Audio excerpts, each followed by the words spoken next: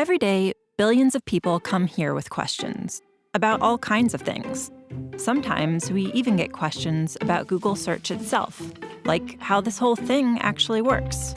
And while this is a subject entire books have been written about, there's a good chance you're in the market for something a little more concise. So let's say it's getting close to dinner and you want a recipe for lasagna. You've probably seen this before, but let's go a little deeper. Since the beginning, back when the homepage looked like this, Google has been continuously mapping the web, hundreds of billions of pages, to create something called an index.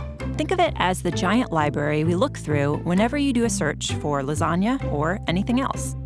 Now, the word lasagna shows up a lot on the web. Pages about the history of lasagna, articles by scientists whose last name happened to be lasagna, stuff other people might be looking for. But if you're hungry, randomly clicking through millions of links is no fun. This is where Google's ranking algorithms come into play.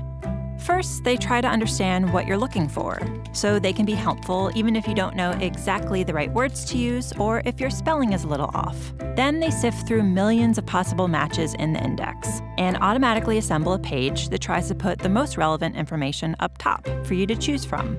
Okay, now we have some results. But how did the algorithms actually decide what made it onto the first page? There are hundreds of factors that go into ranking search results, so let's talk about a few of them. You may already know that pages containing the words you search for are more likely to end up at the top. No surprise there. But the location of those words, like in the page's title or in an image's caption, those are factors too.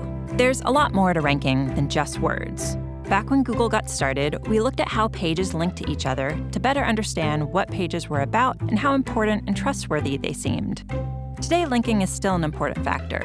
Another factor is location, where a search happens. Because if you happen to be in Ormea, Italy, you might be looking for information about their annual lasagna festival. But if you're in Omaha, Nebraska, you probably aren't. When a web page was uploaded is an important factor too. Pages published more recently often have more accurate information, especially in the case of a rapidly developing news story.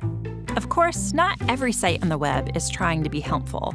Just like with robocalls on your phone or spam in your email, there are a lot of sites that only exist to scam, and every day scammers upload millions more of them. So just because instantvirusdownload.net lists the words lasagna recipe 400 times, that doesn't mean it's going to help you make dinner.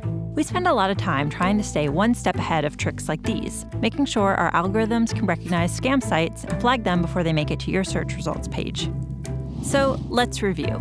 Billions of times a day, whenever someone searches for lasagna, or resume writing tips, or how to swaddle a baby, or anything else, Google's software locates all the potentially relevant results on the web, removes all the spam, and ranks them based on hundreds of factors like keywords, links, location, and freshness. Okay, good time to take a breath. This last part is about how we make changes to search, and it's important. Since 1998, when Google went online, people seem to have found our results pretty helpful. But the web is always changing, and people are always searching for new things. In fact, 1 in every 7 searches is for something that's never been typed into the search box before, by anyone, ever.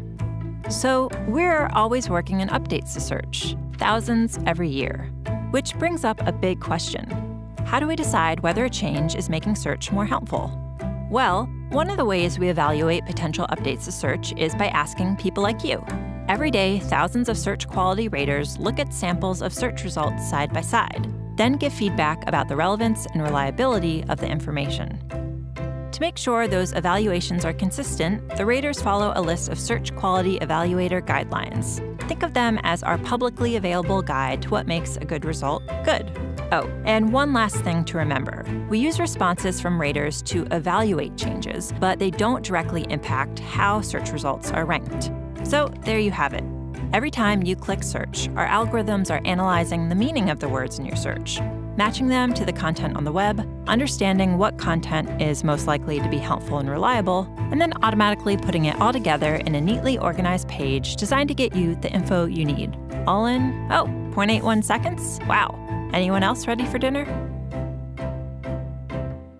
Interested in learning more? We've got a whole website dedicated to how search works. Just click right here. Want to read the search quality rater guidelines for yourself? Click right here.